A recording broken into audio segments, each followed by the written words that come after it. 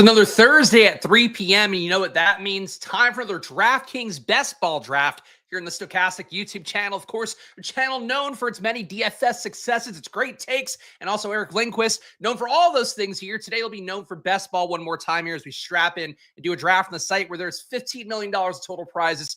$2 million to first place. One of the biggest prize pools you'll find in the industry this summer. Really, overall, you're going to find it only on DraftKings. Of course, down the DraftKings Daily Fantasy app right now. In fact, if you do that and you want to draft with me, you can do that today. Looks like we've got a few spots available here. One spot left. I did tip off the Discord in advance. Of course, if you want to always see what I'm about to do a draft, whether it's on here or my Splash Play channels, hop to the Discord. You can join the OddsShopper Tails package down below in the description, or you go to my YouTube channel, join there, whatever you want. But do one of them if you want to hear about when drafts are going to go live. Appreciate all you guys hanging out here. Of course, see some chats before we start up here. Looks like today I'll be going from the 4 hole, so that'll be nice to see. We got a stochastic avatar in the 12 hole as well. Nice to see that. I do want to talk about the chats. I think there's a good question already in chat, but also want to talk about our 3 rules of thumb that we try to hit on every time in Best Ball. It's important for you guys that are playing DFS. Your maybe NBA's over. NBA draft's obviously going on right now, but the NBA season's over, so your NBA DFS nightly haul is gone. Maybe you're not a big MLB guy, PGA guy you want, or girl.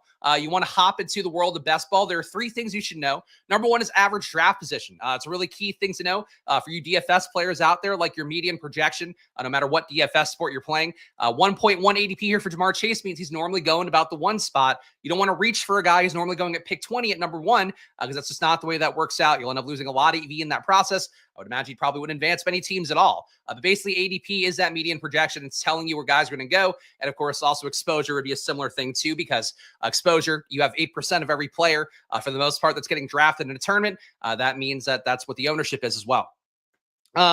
Number 2, stacking and correlation. So another key part here, another thing that's similar to DFS, you want to have your QB stacked up. Wide receivers, tight ends, even running backs can be beneficial because in general with best ball, you're trying to capture the tide of a team ascending. A team like the Commanders last year beat out ADPs meaningfully. Not for every guy, not for Jahan Dotson who got traded, not for Luke McCaffrey who barely saw the field, not for a precious Ben Sinnott who also didn't see the field at all, as Zach Ertz, dusty old Zach Ertz kept him at bay. For the core guys there, both running backs, Brian Robinson, Austin Eckler, had good days. Even Jeremy McNichols, as a third stringer, had a few decent games overall. But mostly you're looking for kind of the correlation there between the players overall because that offense is outperforming. So that's one example last year that would have hit. There's another one. There's millions of them. Bengals being another one as well. Stacks with both the receivers, T. Higgins, Jamar Chase. If you add Gesicki onto that, also fine. Chase Brown, that was a winning stack as well, where again, the RB being added on. You're going to do that a little bit more in best ball than you might do in traditional DFS. Number 3, your expected value is realized in week 17. People on Twitter really get caught up in advance rates. Advance rates matter, but overall, you want to build teams that are tournament ready, able to spike in the playoff weeks 15, week 16, week 17 in particular, because week 17 is where the money is made. That's where that $2 million of first place gets paid out. If you advance overall, you're getting your money back basically. But if you win it all, that's where the expected value comes from. So build teams with week 17 correlation if you can, or build teams with guys like Bijan Robinson here, which I'm happy to do right now. Pick 4 is where I am drafting, and Bijan Robinson normally going at the spot. For Bijan, a player last year, won a few backs overall who were high volume running backs who also finished plus EPA, plus expected points added in terms of their rushing stats, in terms of their targets per game as well. It's Saquon, it's Bijan, it's Jahmyr Gibbs, Derrick Henry. Those are some of the big ones. Christian McCaffrey, I don't believe fits that criteria. But basically to me, getting Bijan this year, I think he's one of those guys where I have to imagine we've seen the ceiling for Saquon. I think as good as Derrick Henry was last year, and he was like alarmingly good, including a 20% avoided tackle rate, which is crazy for a guy of his age. He was great, but like that was probably his ceiling Ravens year. I would say this year you probably dial him down a little back just to keep him healthy for a team that's wanting to make a Super Bowl run. But for Bijan Robinson last year, I've probably done this exact thing on stream a few times, but for new viewers, want to make sure we hit the key stuff. Bijan Robinson, 0.07 expected points added per rush, 0.09 expected points added per pass. So 2 good numbers for a guy who's putting up really strong volume with 22 intended touches a game. Also had 3.5 red zone rushes a game, 0.4 red zone targets. Feels like that could be higher. Michael Penix, perhaps, who knows? Obviously, could also just be flat too. The point being, we're talking about 4 red zone opportunities a game. It's a strong number for a guy who is going to be ascending in theoretically year 3 for himself, where skill position players start to reach their apex. So Bijan Robinson, if you needed the case for Bijan Robinson, there it is. He's a good pick at pick 104. Shout out to the chats as well. We got Wookie in here who did have a good chat. I thought you would start streams before, try to time it. I usually do, but frankly, there's some people try to get in every stream, and it's like, that's not the goal. I do want you guys who are in the occasional stream to have a shot to get in. Today was one where I do ping the Discord always, but we had a few spots left. So I was like, I'll start the stream, and if somebody can get in, more power to him. But it's hard to time it up sometimes. Shout out Gabe Davis being here. Of course, the only professional athlete in the chat. I get him here. It's my guy, Gabe Davis. And Wookie, the question before. So found it fascinating, the movement and debate over CMC. He's a gamble, maybe. The debate over his draft slot over usage is very interesting. Keep up the good work. Thank you for the last part. Had to read that too. So we know that somebody out there thinks I'm doing good work besides me. But for Christian McCaffrey, I think the big thing that stands out to me last year was the red zone work when he came in, obviously having the injury a little bit, having a team that wasn't as good. Red zone work was not as dominant. It was a guy in previous years with McCaffrey, and we're on the clock here, so make the pick. But a guy who in previous years had, 5 red zone opportunities a game, upwards of almost 6. You're seeing that cut to about 2 last year. I think it's a good sign overall for how they want to use him. There is a shift in offensive coordinator this year, but the play calling is still Kyle Shanahan. We could add Devon Achane on here for a really explosive backfield. This combo might be kind of unique because Achane's normally going at pick 18, and we're here at pick 21. So I think Rashee Rice, a valid pick in PPR. I've mentioned a few times on stream, Bijan and Bucky Irving, one of my favorite combos to hit up top.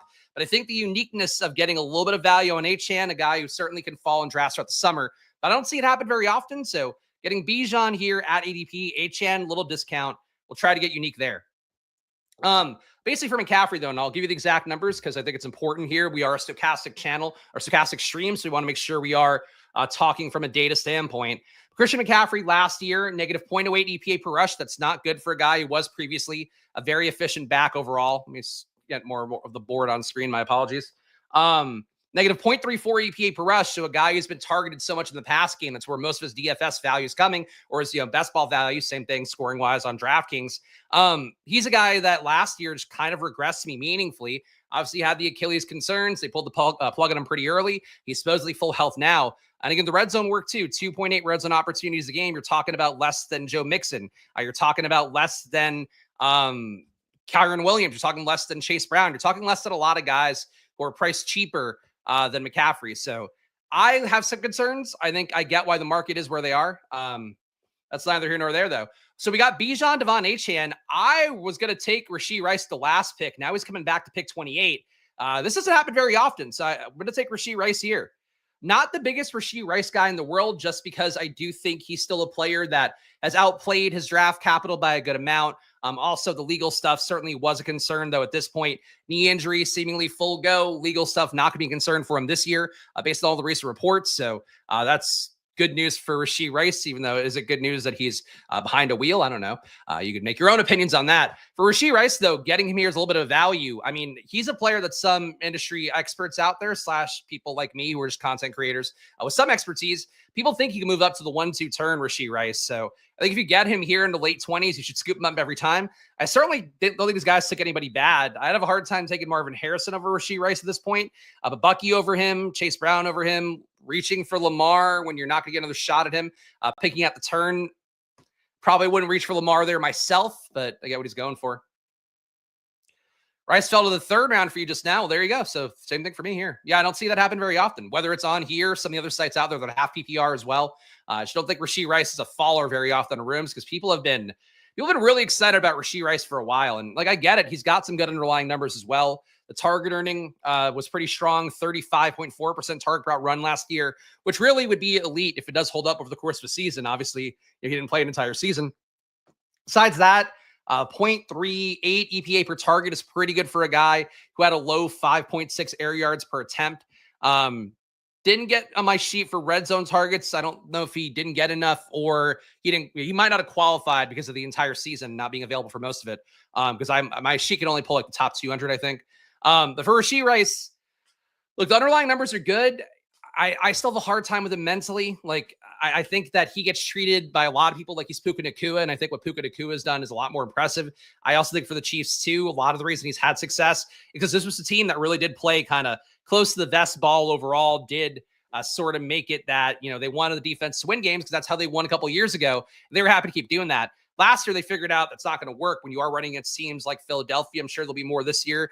Buffalo, Baltimore, recharging to some extent, trying to get better. Cincinnati, I don't think can compete on defense, but on offense can gunsling it. They have to have more offense. So I don't know that helps Rashee Rice. Like more volume is good. The offense being better helps Rashee Rice. But when you have Worthy out there, should be a lot better in year 2 as a downfield target. You're adding Jalen Royals in, who is like an elite weapon in my opinion. Marquise Brown had like a 40% target route run for the few games he played last year. If he somehow is resurgent after being, I think, kind of mediocre for the last few years of his career, obviously last year being injured as well.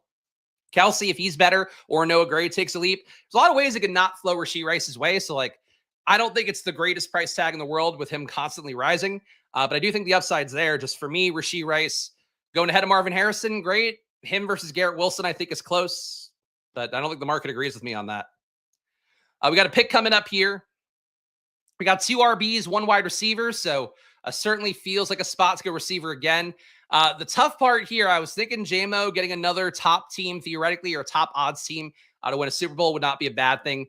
Worthy, we get the Chiefs stack. It's a lot of ADP to give up to 2 Chiefs up top. I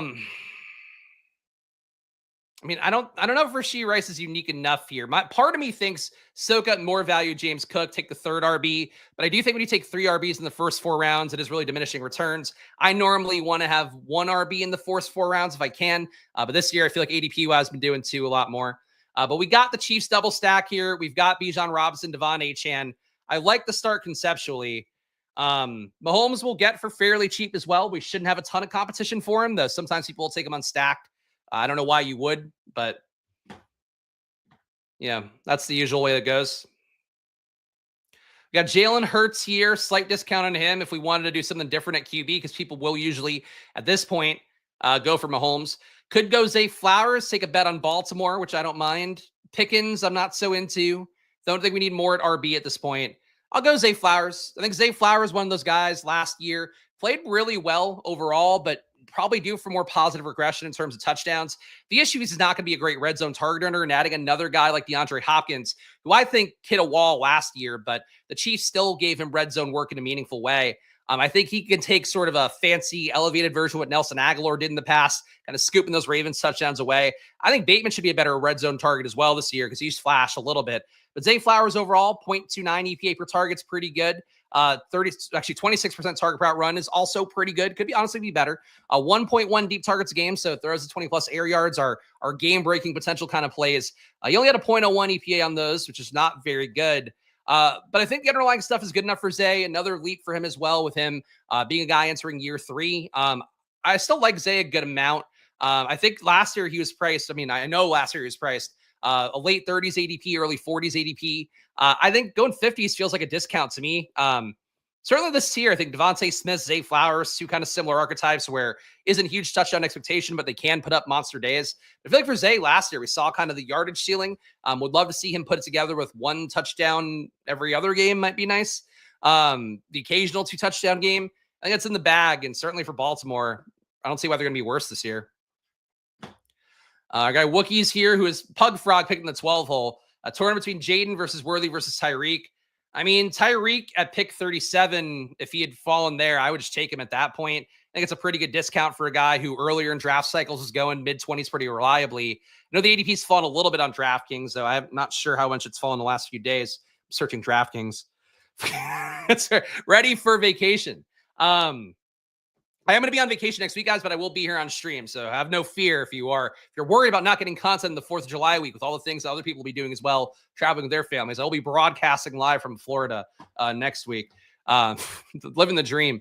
But Tyreek at 33 ADP, going to pick 40. If I were you, Wookiees, I probably would have taken Tyreek. ADP value is the biggest thing. It's like going to make the DFS comparison. It's like getting a player who's normally priced at, let's say, 6K, getting that guy at 4K for a week. Like, that's what ADP is. ADP is a spectrum-based construct, much like a projection is, much like an ownership projection is. So they're trying to scoop the value is always going to be a positive thing generally. Obviously barring injury, sometimes guys are falling for a reason. In best ball, they call it a falling knife, where basically a player who everybody knows, like you kind of don't want. RJ Harvey after J.K. Dobbins ended up being the starter. Jalen McMillan after Emeka Egbuka got drafted to the Bucks, those kind of players. I think that's something that, you want to be mindful of for sure. But in general, like Joe Mixon, points in draft cycles would go in the late 40s. Now he's going reliably late 50s, early 60s. You want to kind of scoop those values for guys that are kind of falling for. Mixon's falling because he was in a walking boot, but it's not training camp yet. If Mixon has a soft tissue injury in August and he falls, then that might be a falling knife. But I'd say in general, just scooping the value for players, people's kind of got bored of clicking in a certain range. Probably going to be a good move, or guys that people panicked about as well. Top of the board right now is Sam Laporta, Juwan Jennings, Jerry Jeudy. We got to get Mahomes at some point, but it's not going to be with these picks coming up, I don't think. They're going to try to push that. Well, Mahomes is coming up. I don't think it's going to be with this pick. I think I'm willing to let Mahomes go around the turn, and if I don't get him, fuck me, I guess. I love Juwan Jennings, one of my favorite clicks in a draft right now. Frankly, this turn has a few guys I like a good amount. Jennings I like, Jerry Jeudy not so much. David Montgomery I do think is a valuable contingent play against Jahmyr Gibbs, who should be taking another year up. Get another year of experience for him is always things we're looking for skill position guys. But also the touchdown equity should still be there for him now that he's healthy to a good amount. DeAndre Swift, I think, could take a leap this year in the Ben Johnson offense. There were early rumors that Ben Johnson didn't like him, and now that they haven't really upgraded that backfield at all besides a 7th-round pick, a Kyle Mond guy, I think that for Swift, it's wheels up for him. He's one of my favorite picks right now. Addison's gotten cheaper because of his looming suspension.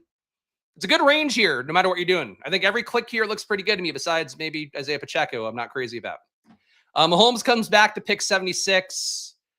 Frankly, in some rooms, you could push him all the way to pick 90. You'll just find him floating around. But I'll grab him here. We got the double stack. We're not going to be silly about it. Team's pretty clean right now, I think. We're missing the elite tight end for sure, but we'll survive because there's enough late tight ends to grab. We got Patrick Mahomes, Bijan Robinson, Devon Achane, young backfield that I would hope hasn't hit their ceiling yet. With Achane's rookie year, maybe they have. Rashee Rice, Xavier Worthy, Zay Flowers, Juwan Jennings, who last year, one of the quieter 30% target per out runs.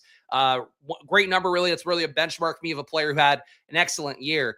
Guys like him, Josh Downs, Dontavian Wicks.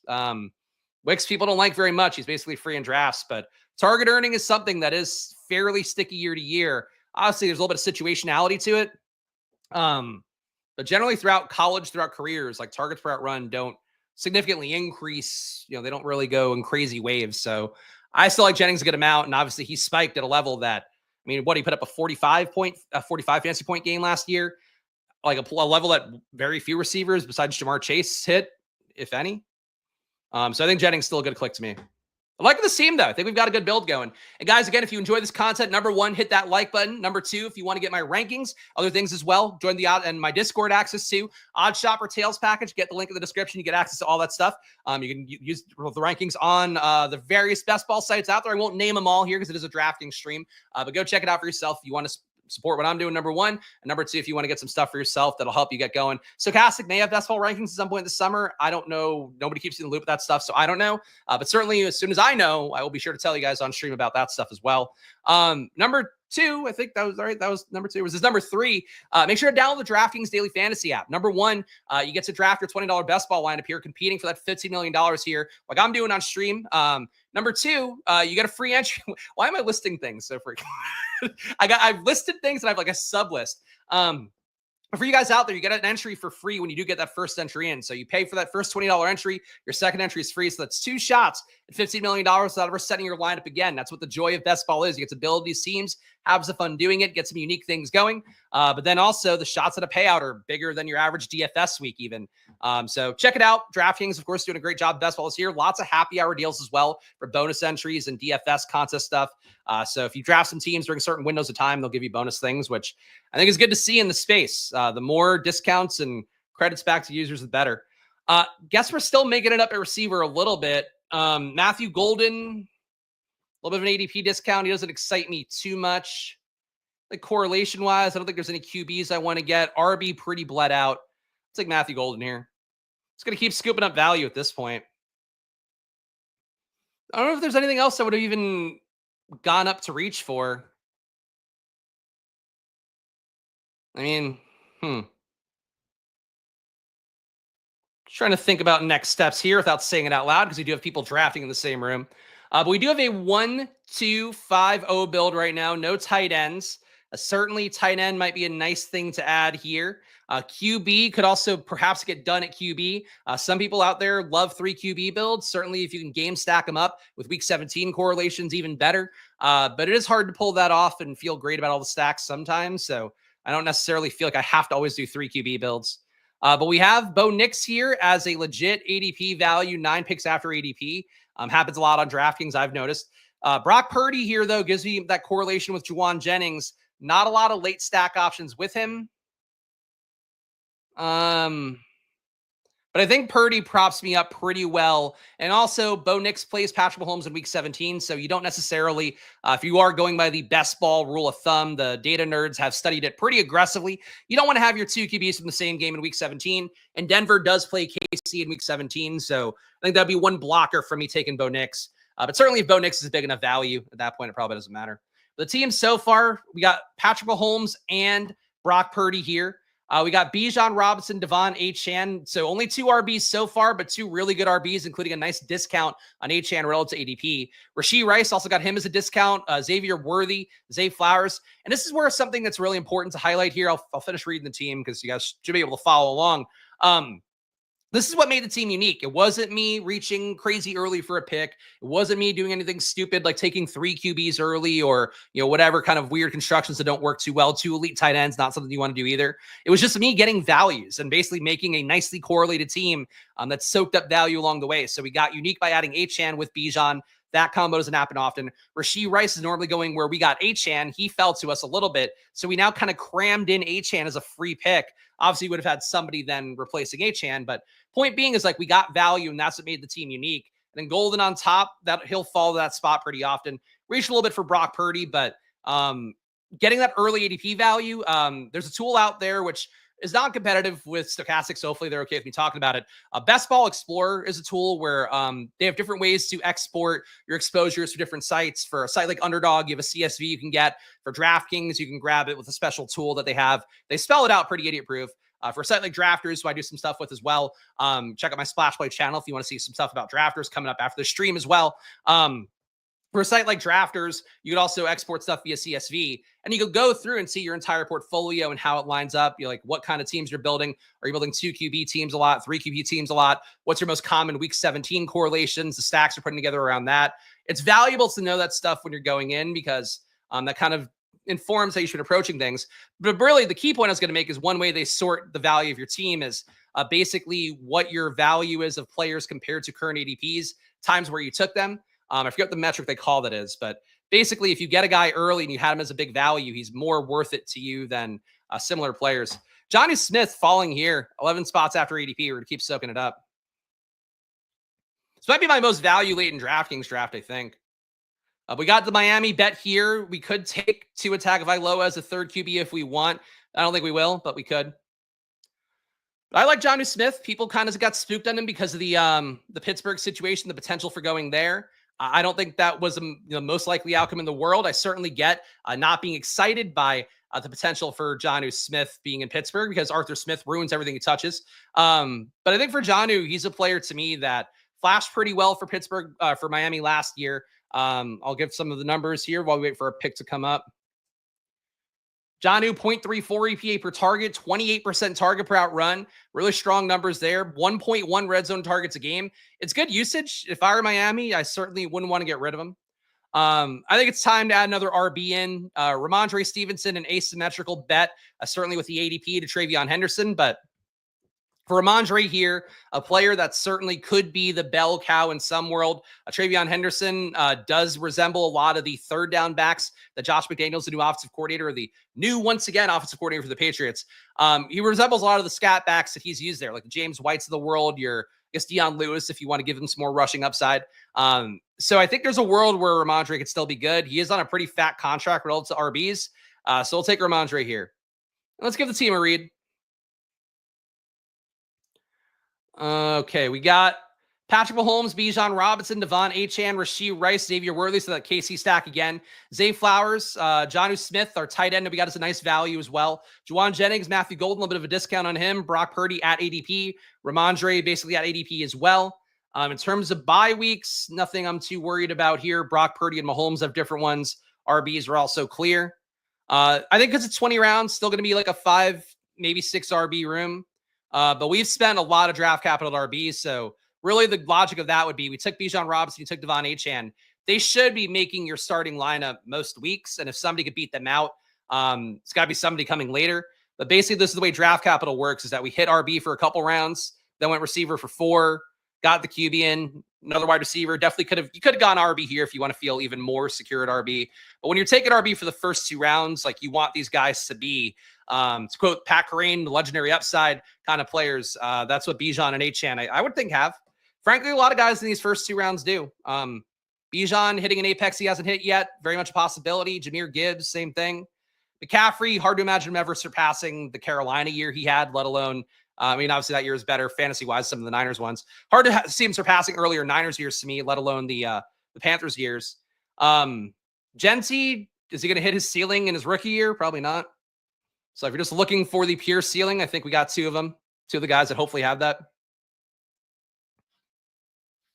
All right, we got a couple picks coming up here before ours. Definitely want to add some more at RB strategically here. Not a great RB pocket. Really just fallers like Jaden Blue.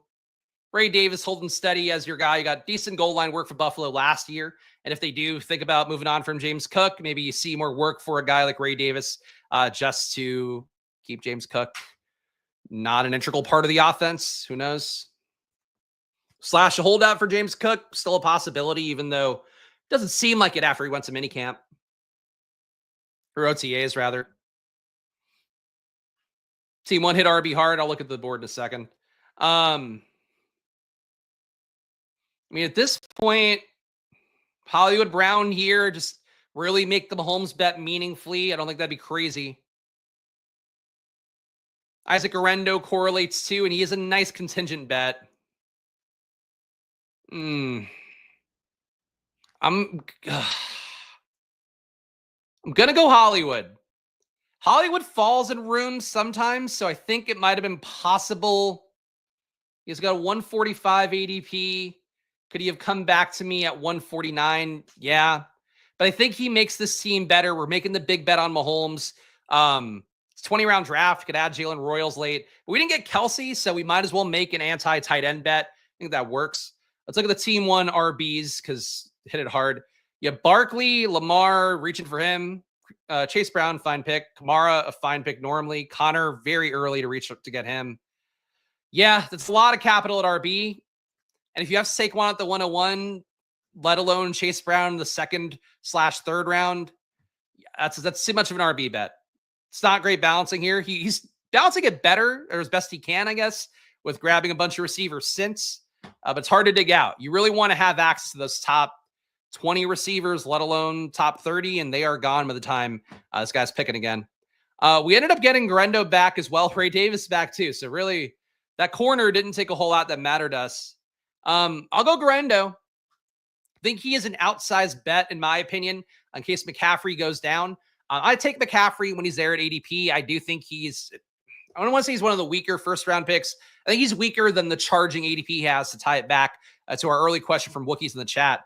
But I think that for how I view it right now, Grendo being so cheap, and I do think that he's going to have a role this year. I think he played well enough, even though he really wasn't as elusive as you'd like to see.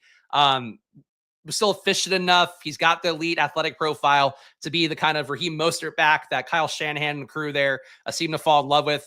I like Grendo a good amount relative to his ADP. And I think when you don't get McCaffrey, considering Garendo's a good move, people like Jordan James, he was an Oregon running back. He's not Bucky Irving, a guy who I was crazy about last year, and also I'm crazy about this year too, with how he played in his rookie year.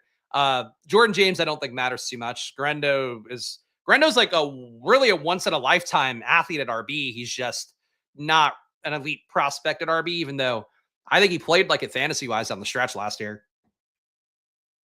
Was there a way on DraftKings to click the player? Actually, oh shit, that does happen now. Okay. So you could see some of his games last year. I didn't know we could do this, so I should do this on stream more. But it hit that 27 fantasy points when they went nuts for Chicago in week 14. 11 points, or it's 12, 14 versus Detroit in week 17. He had some nice games. Had a 19-pointer versus Dallas. Kind of forgot about that one. That's enough of a ceiling for a guy who the critiques in the offseason were he wasn't really ready. And obviously, you had Jordan Mason, who was on that team for a while.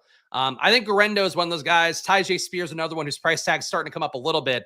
I think they're in more of a timeshare than people realize. Like Spears, the team is set outright. It's going to be like a 50-50 split in an ideal world between Tony Pollard and Tyjae Spears. I think some amount of their rookies working in, but those two should be the leads.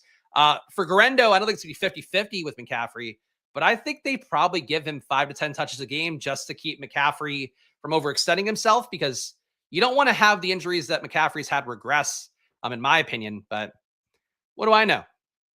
I'm just a guy gambling here on football, and it's not even July yet. So that's the trade-off. But we've got a pick coming up here. Shouts to all you guys watching live. Make sure to hit that like button. Please subscribe as well. If you're on Twitter, same thing on there. I forgot to retweet it on Twitter, I think. I always forget to retweet it on Twitter, and I feel guilty about it every time. Let's see. Oh, here we go. I'm retweeting it in real time. I don't care if I'm on the clock. Got to get our ones and ones of views up. All right, we got a lot of QBs on the board. We have a 2, 4, 6, 1. Really could take any position we want. Rico Dowdle, a little bit of a tier break at RB. I'm going to go that way. Just don't think we need the third QB, and I do feel like getting some more depth at RB that is quality. Even though I do believe strongly that Bijan and Devon Achane will make it a lot for this team, I think we want to do that. So it's a 2 QB build, 5 running backs, 6 wide receivers, 1 tight end. Patrick Mahomes, Bijan Robinson, just making sure we got some time for the pick. Devon Achane, Rashee Rice, Xavier Worthy, part of our KC stack, which also includes Hollywood Brown. Hollywood Brown coming along like the, I don't know what the analogy is. Coming along like Brussels sprouts. Let's just say that. Brussels sprouts with the steak. That's not really an analogy anybody should ever use ever again, but it'll get us through right now. Zay Flowers with that KC stack. Jonnu Smith, Juwan Jennings, Matthew Golden, Brock Purdy, part of that Niner stack we have. Ramondre Stevenson, Hollywood Brown, Isaac Garendo, Rico Dowdle. I don't know. I think this team is okay. Would have liked to have gotten Roshan Johnson, but I believe he went already. Yeah. He would have been a nice Chicago bring back for the Purdy stack. Denver guys we could take late. Troy Franklin, Devon Vele, both I think credible options for have some potential for Denver spike weeks. Audric Estime as a running back late, maybe an option, just because he has been talked up enough about getting some extra touches overall. Romeo Doubs is still here. I just think this is a nice click at this point. Not the biggest Hollywood Brown believer in the world, so getting Romeo Doubs here to shore up that end of the bench really for receiver, I think is pretty good. So Romeo Doubs added on here. No meaningful Baltimore correlation besides Zay Flowers, but technically a Week 17 bring back as we talk about here. I like this team. I actually think this is one of the cleaner DraftKings teams I've built on stream this year, which is nice. In general, I think I've had some of my best teams, some other sites out there. I think DraftKings, it's hard to hit the pockets and the QB frenzy here in the middle. As you can see with the blocks of red everywhere, it makes it hard sometimes to line up your QB, right? But I think when you get, Mahomes, I would say not an elite QB, but a semi-elite QB in, you kind of make it easier for yourself to just get one guy then out of this batch before the feeding frenzy hits. So I like the way this team worked out. Need to close it out at tight end, but we can add volume at tight end pretty easily to Jonnu Smith. So I'm not too worried about that. There's the board. Fantasy vegetables. I don't know what we're calling fantasy vegetables. That could apply to a lot of things. I feel like fantasy vegetables would be like Nick Chubb. So not Nick Chubb in the past, like not when he was still a fun running back, or like Nick Chubb 2 years ago when he was like starting to get a little bit iffier and then obviously hurt himself. That didn't help. Like decimal backs. I feel like that. I always say that Laffy, give them the full credit, Laffy and Ben Ross for creating that term. The guys that don't catch passes, I feel like those are your fantasy vegetables for the most part. PPR receivers, I would say fantasy vegetables. Tight ends, you get a lot of routes, fantasy vegetables. Not to talk about anybody in a coma. Those would also be fantasy vegetables, unfortunately. Keenan Allen going at 181 here. Kind of surprised to see that. One spot that people talk about a lot for Keenan Allen, which seems like is not a possibility. So I saw this the other day because I keep, this is what, by the way, you want to know best ball, you want to distill best ball down to one thing. This should sum it up pretty well. So Keenan Allen, I guess does streams, right? So I'm keeping up with Keenan Allen news because I've taken a lot of Keenan Allen. Pre-draft took a lot of them because I was like, he's going to sign somewhere. I still take him in tournaments right now as like my wide receiver 6, wide receiver 7, when I feel like the room is kind of weak and I need one more guy that can spike. And no matter where he signs, like if he goes somewhere good, he's going to go up a lot. If he signs somewhere shitty, he'll go up 30 to 50 spots at the very least. And again, he was your best Chicago receiver last year. So I can see Keenan out a lot. He said in a stream, though, like he's not going to go to Pittsburgh. He doesn't think it's a good fit for him. He made some snide remarks about Arthur Smith's offensive play calling. So I really don't know where Keenan Allen's going to go is really the summary point here. We have a 2-5-7-1 here. We need to get more at tight end, but there is just nothing I like at tight end.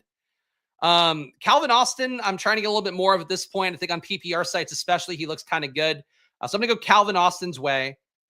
I need to just reach for tight end, I think. We'll consider that next. That's our 8th receiver, though, Calvin Austin.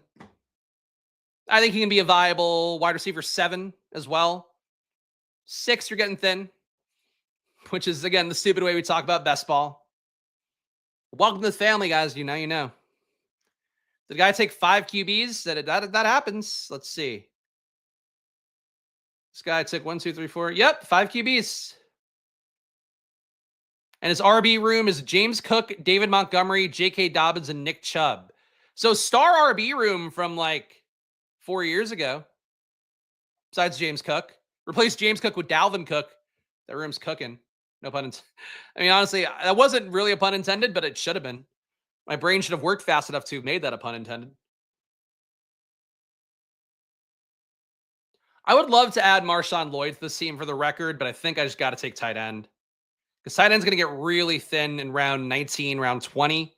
And I want to add 2 more tight ends on here. Ooh, tough scene. I also like this team, so I really don't want to blow it down the stretch. Juwan Johnson, I think a strong click. Jatavian Sanders, I can do that. I'll go Juwan. Juwan got the biggest money here. That works for me. And I think Jonnu Smith, Juwan Johnson, good start here. Frankly, think we can add 2 more tight ends on and it wouldn't be crazy, but we'll see what tight ends we have left. Let's give this team a read here. We got Patrick Mahomes. I'm scrolling too much. My apologies. Patrick Mahomes. There's still like too many little frames within the window, and I'm just scrolling all over the place. Mahomes, Bijan Robinson, Devon Achane, Rashee Rice, Xavier Worthy, Zay Flowers here. Jonnu Smith, Juwan Jennings, Matthew Golden, pure spike week guy. Being wide receiver 5, that works for him. Brock Purdy, Ramondre Stevenson, so not the Travion Henderson bet, the much cheaper version of it. For a guy who's getting paid a lot of money to be on the team. Hollywood Brown, part of the KC stack. Grendo, part of our Niners stack. Rico Dowdle, Romeo Dobbs, technically correlated with Zay Flowers. Calvin Austin, Juwan Johnson. The team works. I think week 17 correlation would make me feel a little bit better about its chance at being a special team. Really just didn't get any meaningful week 17 correlation for my Purdy stacks or for the Mahomes stack. I think we'll add some late receivers from Denver, at least one I'm thinking of. Wookie feels like he went too heavy with the rookies. Let's see. Yeah, Jack Best falling. Jalen Noel, I think, is cheap enough. He's not as good of a bet as Christian Kirk, but I think he's a different bet. I got to say, Wookiees, the start you did here, I did it the other day playing on Drafters, which is similar because it's 20-round PPR draft. Really hate the start where you go QB, RB, wide receiver, tight end up top. You end up feeling weak at every position, I think is how that works out. So that's one I'm going to try to avoid in the 20-round drafts. On Underdog, I don't think you're doing that much in 18 rounds, but I'm not actually... Can't say that I've tried QB, RB, wide receiver, tight end on Underdog. But I literally did it. I've done it on DraftKings before. I was like, I don't like this, but it really cements it to me. Like, I don't like it. When I did it the other day on Drafters, I just felt vulnerable at every position, despite spending theoretically good draft capital on a bunch of them. We've got some late RB choices that work. I do want to make sure to get Noah Gray. I think he's valuable to me. I'm not sure he would go to anybody else, but Noah Gray, I think it wouldn't shock me if we start the season and Noah Gray's putting up 10 to 15 point games a couple times in the first month and a half, let's say, of the year, because it's just going to be a thing where Travis Kelce, I think, might be more involved than he was to start last year, but I don't think we're getting him full go because the goal is to keep him healthy for a Super Bowl run. I think Noah Gray had pretty decent work to start last year. Obviously, things got weird when all the receivers went down and they kind of had to use Kelsey more. But overall, Gray, 18% target per out run, 0.36 EPA per target, zero point 0.6 red zone targets a game. It's not bad work for a guy who's free. That's all I'll say. We got pick 220 coming up here in our 2583 build. Again, we spent really early draft capital on Bijan and Achane, and then we got decent bets behind them, I think, with Ramondre, Garendo, and Rico Dowdle, who I expect to be in timeshares. That works. I think Jerome Ford makes the team better. Jerome Ford, local beat reporters for Cleveland have had some rumors that he might get traded. I don't know who trades for Jerome Ford, but they got him back on a new deal, so I don't know why that rumor would even be there. I think he's going to be involved more than people think because of the fact that Judkins, I would really find it hard to believe he's ready to be a 3-down back right away. Dylan Sampson thinks he's going to run into the Jalen Wright issue, which is that you come out of Tennessee, you're really not ready to be a professional NFL player because the video game offense they play at Tennessee is just not analogous to what a real NFL team does. You have like 5 receivers out wide, 4 linemen, 3 linemen up front, and the guys running through wide open holes because of the way they're doing things, because guys are in motion and shit. Like, you don't get that in the NFL. So I would find it hard to believe. I know Sampson's been involved a little bit in OTAs. I find it hard to believe Jerome Ford gets entirely displaced in that backfield. So to me, getting him in round 19, if you want that 6th RB, maybe in the 7th, because we're in a 20-round draft, I think he's a good click. When did DK add the lottery button, like the short story in Stoning?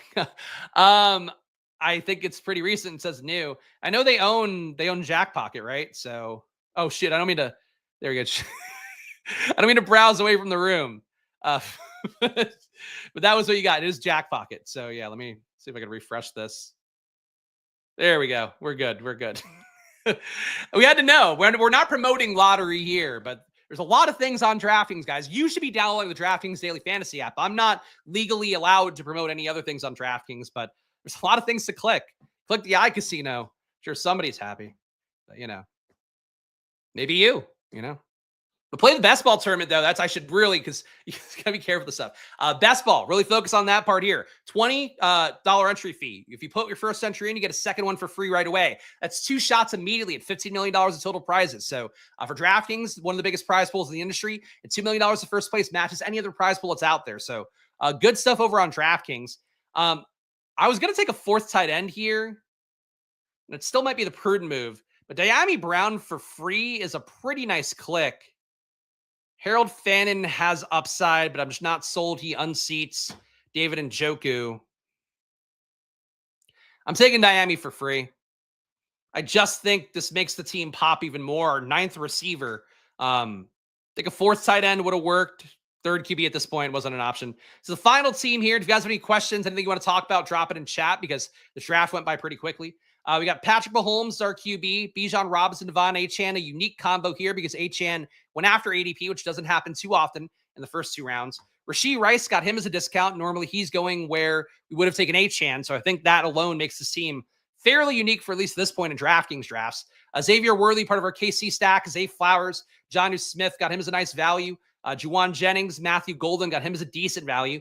Brock Purdy, Niners stack. Ramondre Stevenson here, who had to make it up at RB a little bit after starving the position for a while. Hollywood Brown, Garendo, Rico Dowdle, Romeo Dobbs, Calvin Austin, Juwan Johnson, Noah Gray.